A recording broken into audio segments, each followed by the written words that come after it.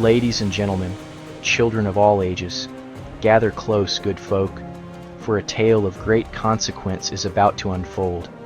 This is the story of a world once lush and full of life, now drowning beneath its own waste. Mountains of trash loomed over the land, higher than the tallest peaks, casting shadows of neglect and despair. Rivers, once crystal clear, now crawled thick with sludge, choking the very life they once nurtured. The air itself was poisoned, thick with fumes, making every breath a struggle. Hope was a fading ember, and despair reigned. But from the heart of the emerald forest, a figure emerged, a beacon of hope in a world on the brink.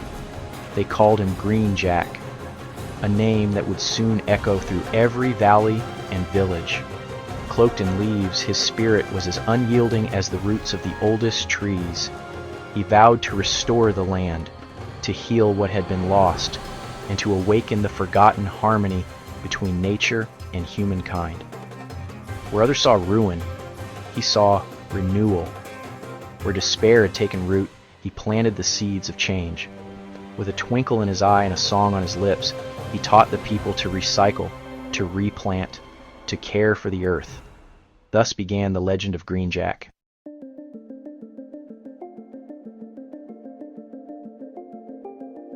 Green Jack's first challenge arose from the poisoned sea. A monstrous serpent, born of discarded plastic, slithered through the waves, strangling the ocean itself. Its scales were tattered shopping bags, its fangs jagged bottles, its breath a toxic smog that suffocated all who ventured near. Sailors whispered of ships vanishing beneath its coils, of waters once teeming with life, now barren and lifeless. But Green Jack did not falter. He faced the beast, not with sword or spear, but with knowledge and ingenuity. He showed the people how to repurpose plastic waste, how to reshape what was discarded into tools of renewal. With every bottle recycled, every bag reclaimed, the serpent withered, and with one final, pitiful roar, the plastic serpent dissolved into harmless bubbles. The sea, freed from its plastic prison, sparkled once more.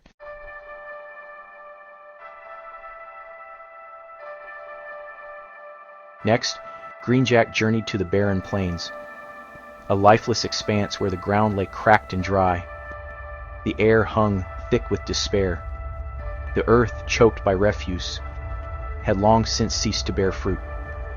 But whispers of old spoke of a remedy: the Golden Compost, a substance so potent it could breathe life into the most desolate lands. Undeterred, Green Jack braved the darkness. The air grew thick with a stench of decay as he pressed on. Swarms of flies clouded the air. Mountains of rotting food loomed around him. Monstrous rats lurked in the shadows. But Green Jack's resolve never faltered. At last he found it.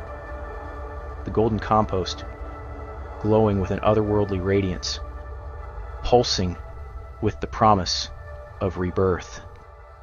The barren plains bloomed anew.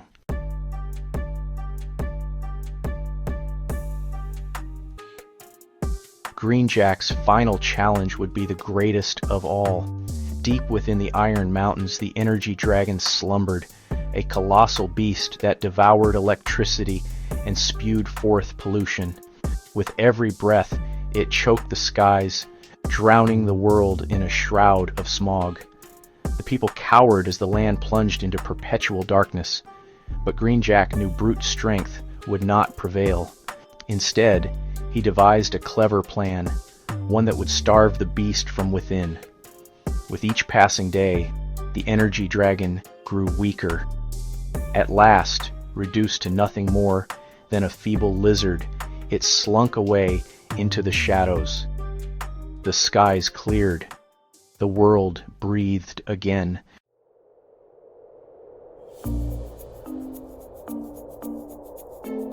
And so the world was healed.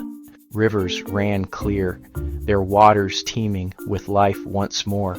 Though Green Jack returned to the emerald forest, his legacy lived on. Sustainability was no longer just an idea, it was a way of life.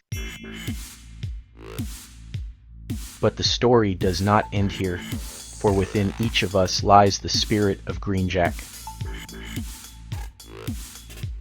The world still needs storytellers, explorers, and guardians of the earth. If you wish to continue the adventure, join the journey.